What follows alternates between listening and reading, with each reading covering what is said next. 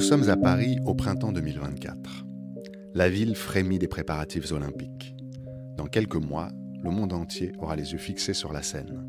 Des milliards de spectateurs et téléspectateurs prononceront en leur langue le nom des Jeux olympiques. Certains penseront aux origines grecques des Jeux qui, 2800 ans en arrière, remplaçaient les guerres par les confrontations sportives. 2800 ans très précisément, car selon la tradition grecque, les premiers Jeux olympiques auraient été organisés en 776 avant Jésus-Christ. Ces Jeux auraient réuni les représentants de différentes communautés grecques autour du sanctuaire de Zeus olympien, non pas sur le mont Olympe, dans la Macédoine grecque, mais au nord-ouest du Péloponnèse, dans l'ancienne cité d'Élis. On dit souvent que le sport antique n'a pas grand-chose à voir avec nos compétitions modernes, impliquant des foules immenses et des enjeux financiers colossaux.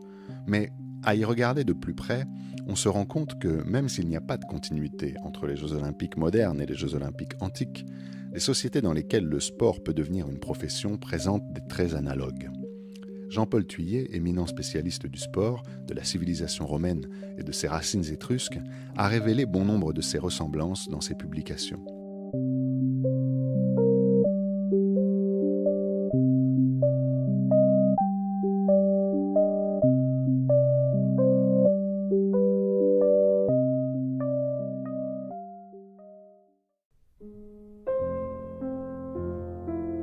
Les humanités dans le texte, un podcast de l'École normale supérieure et de l'Université Paris Sciences et Lettres.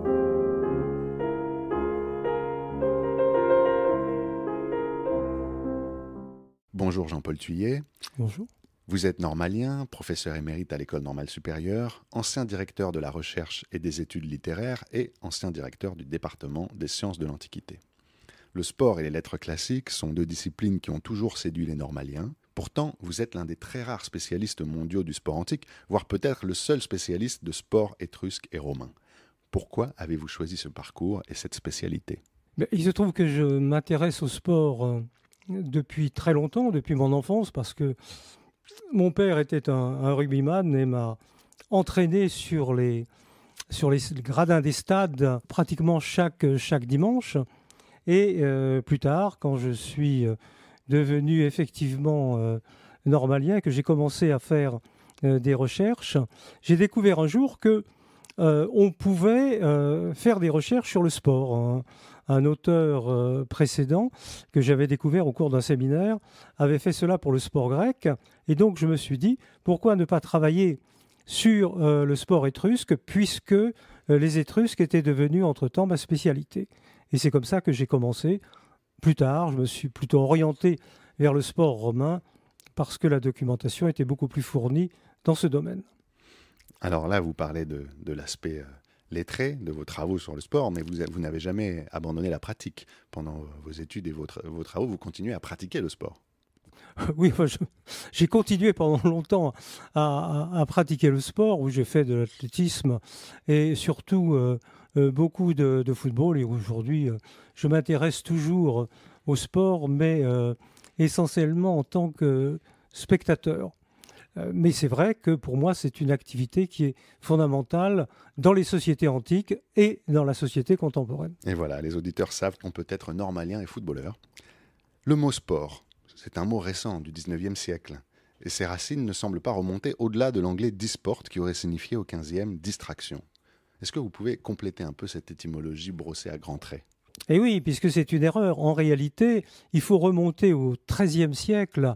Et en français, le terme existait déjà d'une certaine façon sous la forme d'e-sport, qui implique l'idée d'amusement, de divertissement, se porter hors des choses sérieuses. Et puis, c'est vrai, le terme réapparaît en Angleterre sous la forme sport, donc, que le français adopte à ce moment-là au long du 19e siècle. Mais comme le mot flirter, c'est un mot d'origine française, il ne faut jamais l'oublier.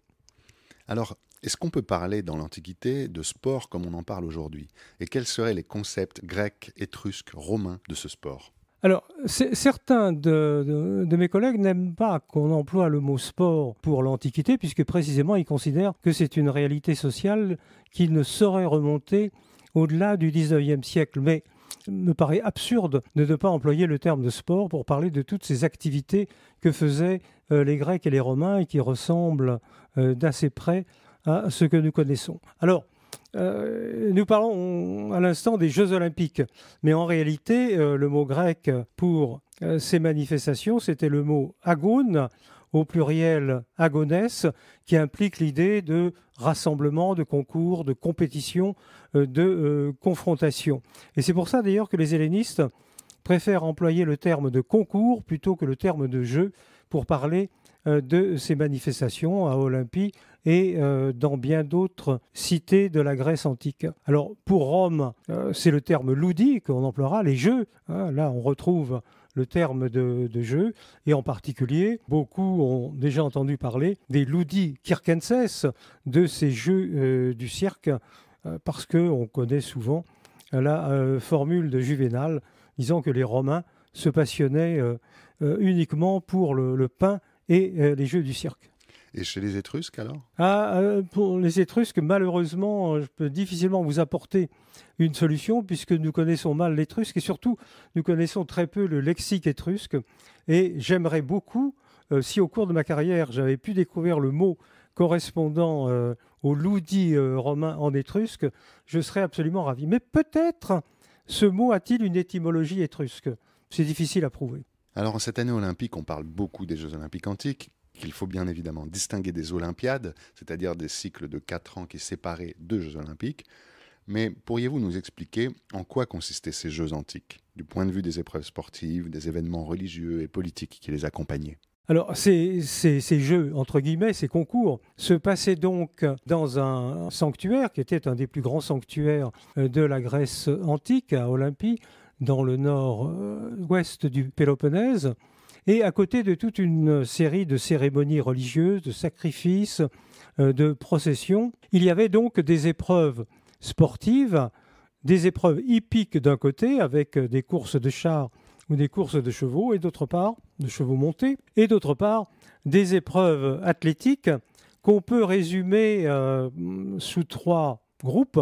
Il y a d'une part les courses à pied, essentiellement sur un stade, c'est-à-dire sur environ 180 mètres de long, hein, c'est le même mot que pour l'édifice stade, le double stade qui s'appelait le diolos et une course de fond, une course longue qui s'appelait le dolikos.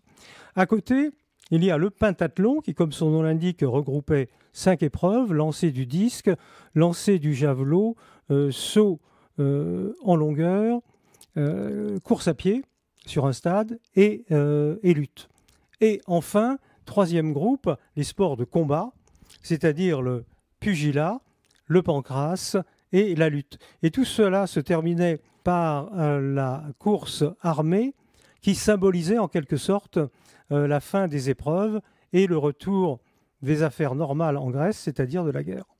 Alors il y a un lieu commun sur les Jeux olympiques antiques, c'est que toute guerre s'arrêtait pendant qu'ils avaient lieu. Est-ce que c'est vrai? C'est trop beau pour être vrai.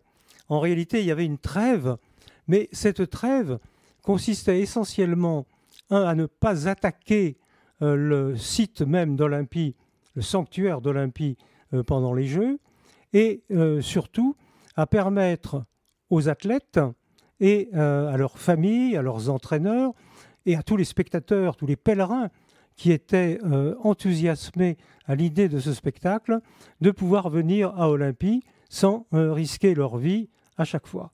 C'était en ça que consistait la trêve, et non pas, la trêve ne consistait pas à arrêter toutes les guerres dans tout le monde méditerranéen, ce qui évidemment aurait été extrêmement bien, mais malheureusement, il est rare que les choses se passent de cette façon. Et les Romains? Est-ce que le sport romain est fondamentalement différent du sport grec? Alors oui, il est fondamentalement différent. Certes, il y a beaucoup de ressemblances. Bien sûr, les courses de chars sont une de ces ressemblances. Techniquement, il y a beaucoup de ressemblances. Mais il y a vraiment des différences fondamentales de ce point de vue entre la Grèce et Rome. Tous les citoyens, qu'ils soient grecs et romains, ont fait des exercices sportifs pour s'entraîner, ne serait-ce que pour s'entraîner à la guerre, pour devenir légionnaire à Rome, par exemple, contrairement à ce que l'on pense suivant. Et les Grecs s'entraînaient dans le gymnase, dans les palestres, le mot venant d'ailleurs du mot grec palais, qui veut dire la lutte. Mais du point de vue de la mentalité, de l'idéologie, de l'identité de Rome et de la Grèce, c'est fondamentalement différent. En Grèce, être champion olympique, c'est la plus grande marque de gloire qu'un citoyen puisse obtenir. Déjà dans les épopées homériques, dans l'Odyssée et dans l'Iliade, on voit revenir cette maxime pour un citoyen grec et surtout pour un aristocrate grec. Il faut toujours être le meilleur et il faut toujours surpasser tous les autres. Alors que pour un citoyen romain, la participation en public à une compétition, c'est le début du déshonneur. C'est une différence qui avait parfaitement mise en lumière par un historien qui s'appelait Cornelius Nepos, un contemporain de Cicéron, et qui évidemment est, du point de vue des mentalités de chaque peuple, essentiel. Est-ce qu'on en sait plus sur le cas des Étrusques? Alors, les Étrusques, heureusement, par rapport à beaucoup d'ignorance que nous avons sur ce peuple, et en particulier en ce qui concerne la langue, comme je le disais à l'instant, pour les Étrusques, il est clair que ce sont aussi des professionnels, sans doute des esclaves entre guillemets, parce qu'on ne connaît pas bien le système social, la structure sociale de la société étrusque, qui étaient les concurrents aux différents jeux, qu'ils soient athlétiques ou hippiques. Et c'était la même chose après à Rome, et c'est un des points sur lesquels les Étrusques ont eu une influence sur le monde romain. Ce n'est pas le seul cas, mais celui-là aussi est important.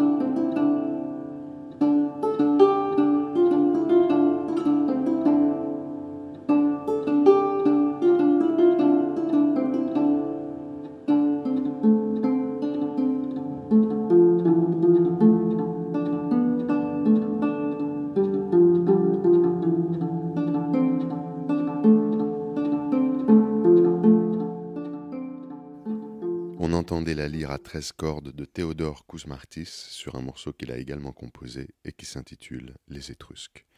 Mais revenons à notre entretien avec Jean-Paul Thuillier, qui nous parle aujourd'hui du sport dans l'Antiquité.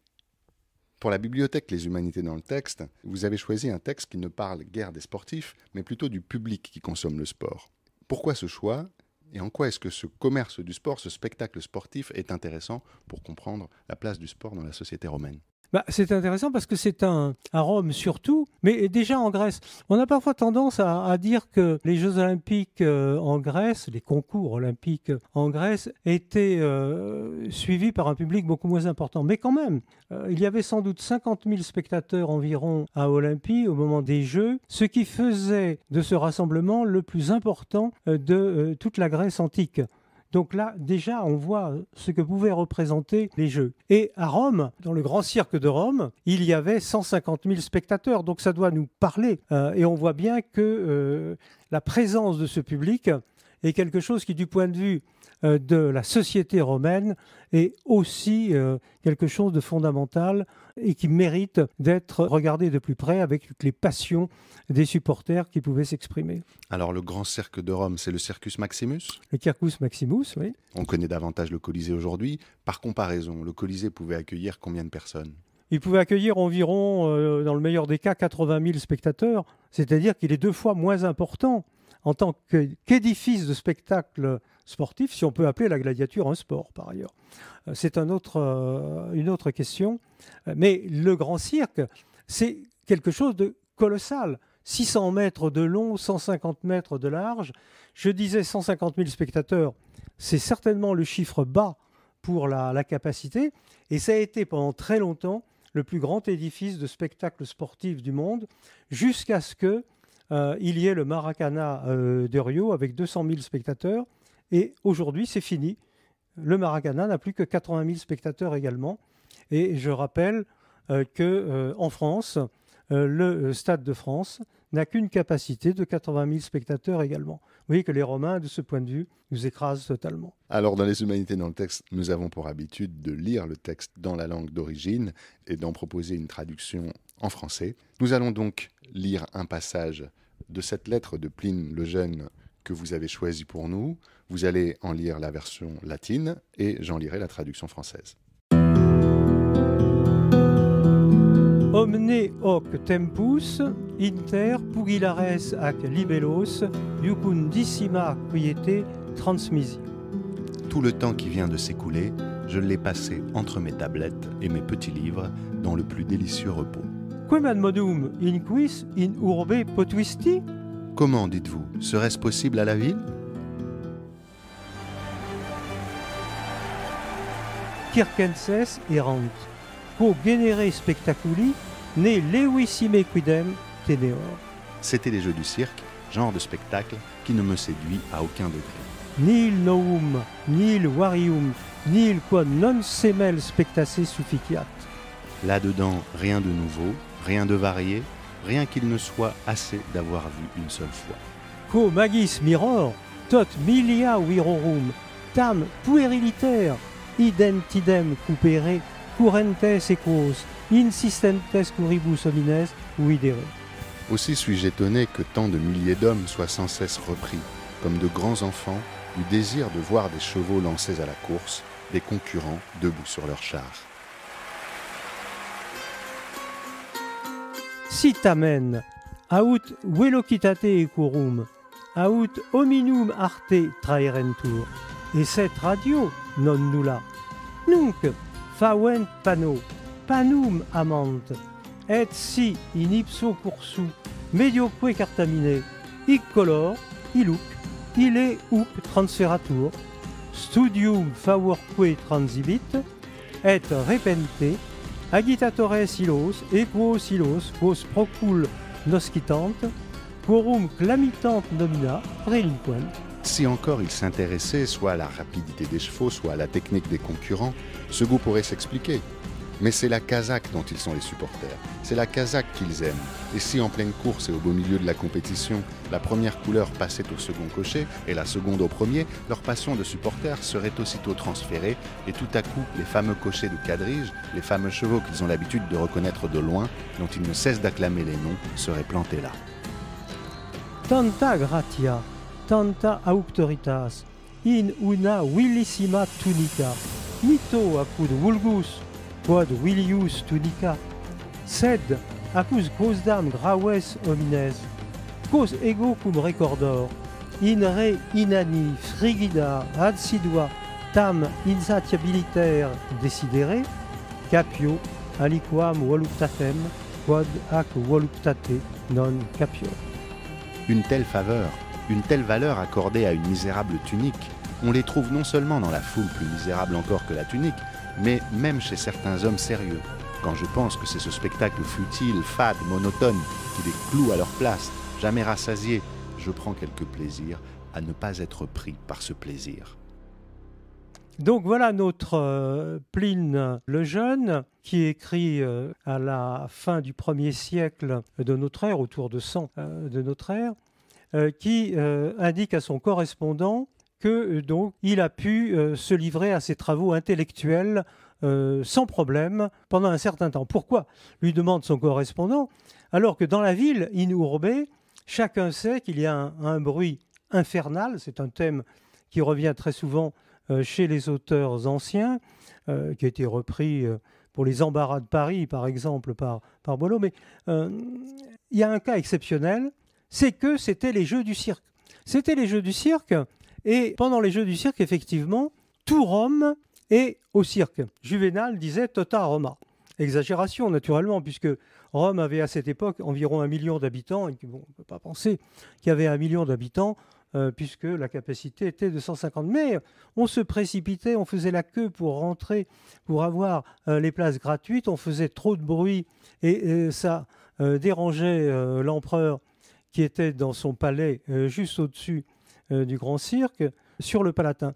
C'est exactement comme c'est une journée particulière, comme on l'a dans le film d'Ettore Scola, où pour un autre type de spectacle, malheureusement, tous les Romains sont obligés d'aller assister à la rencontre entre Mussolini et Hitler. Eh bien là, c'était un petit peu ça. La ville était vide et les voleurs, les cambrioleurs pouvaient s'en donner à cœur joie. Et il fallait multiplier les patrouilles pour éviter. Et ça rappelle ce qui se passe maintenant pour le domicile de certaines stars du foot pendant les matchs. Et après, on a les critiques de l'intellectuel, de l'aristocrate intellectuel qui est Pline, qui évidemment trouve ça monotone, comme encore beaucoup de gens aujourd'hui, qui, lorsqu'ils n'aiment pas le sport, disent que, effectivement, tout ça, tous les matchs sont toujours pareils. Voilà. Et ce qui est intéressant, c'est que non, il faut revenir un petit peu en arrière, c'est que là, ça nous donne une indication sur la façon dont les cochers se présentaient. Il nous fait remarquer que les cochers sont debout sur les chars, et ça permet de rappeler que dans les courses de chars, les cochers n'étaient pas assis comme aujourd'hui, dans des courses qui sont des courses de trot. Dans l'Antiquité, ce sont des courses de galop. Et les risques de chute, les risques de tomber étaient considérables. Et c'est là qu'on retrouve les influences étrusques, puisque pour éviter de perdre les guides, les cochers romains avaient l'habitude de nouer les guides autour de leur taille, avec tous les dangers qui existaient en cas de chute. On a ensuite le point le plus important qui montre que Pline ne comprend rien à ce qu'est un supporter. Il suppose que si leur cocher favori passait sur un autre char, eh bien il ne le suivrait pas. Mais Pline ne comprend pas que ce qui intéresse les spectateurs, c'est la couleur, c'est la tunique, c'est le maillot, comme aujourd'hui, pour les joueurs de foot. Et ce n'est pas parce qu'un joueur est transféré que le public le suit dans son nouveau club. Alors, vous nous avez décrit précisément la façon dont se tenaient les Jeux Olympiques. Est-ce que vous pourriez nous décrire la façon dont se tiennent ces Jeux du cirque? Oui, alors, toute l'organisation repose donc sur l'existence de ces 4 clubs, de ces 4 couleurs, qui fournissaient les chevaux, les chars et les cochers, et qui les entraînaient. L'empereur ou les magistrats auparavant, sous la République, finançaient ce spectacle, et ces clubs avaient des locaux somptueux, avaient des produits dérivés, avaient des clubs de supporters de tifosi à côté d'eux et transféraient éventuellement les champions, les stars, d'une couleur à une autre parce que ça leur rapportait de l'argent. Et ces superstars pouvaient avoir leur statut, par exemple, dans la ville. C'est comme aujourd'hui, certains footballeurs, mais très rarement, ont leur statut dans certaines villes. Alors, que pourriez-vous dire aux enseignants de latin, de grec, de lettres classiques, des collèges et des lycées français qui souhaiteraient promouvoir la recherche et l'intérêt pour le sport antique?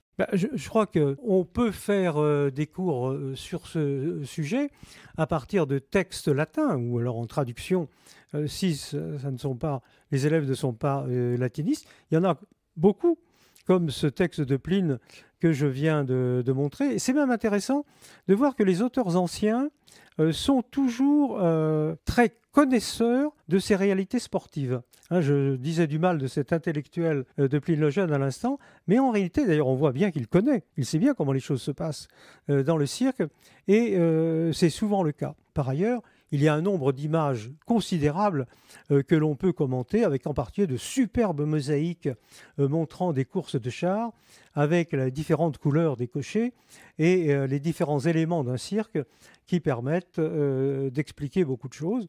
Et puis après, il y a aussi la possibilité d'aller à Rome, naturellement, avec un groupe scolaire, mais cela se fait quand même assez souvent. Il y a aussi la possibilité de lire vos ouvrages, Jean-Paul Thuillier. On recommandera en particulier Allez les Rouges, les Jeux du cirque en Étrurie et à Rome, paru aux presses de l'École normale supérieure en 2018, ou également Le sport antique. Vous avez publié une synthèse qui s'intitule tout simplement Le sport dans la Rome antique, chez Errance en 1996. Est-ce que vous avez, je ne vais pas citer tous vos ouvrages, est-ce qu'il y en a un en particulier que vous aimeriez citer qui permettrait de compléter ce petit tableau? Oui, il se trouve que j'ai écrit aussi avec un collègue allemand Le sport dans l'Antiquité, qui porte sur l'Égypte, sur la Grèce, sur l'Étrurie et sur Rome, et qui va être réédité dans les semaines qui viennent. Merci Jean-Paul Thuillet. Ce podcast vous a été présenté par Émile Gaillozo, responsabilité scientifique en Cadane, et on se quitte comme d'habitude en arpentant les dédales de Carole Beffa.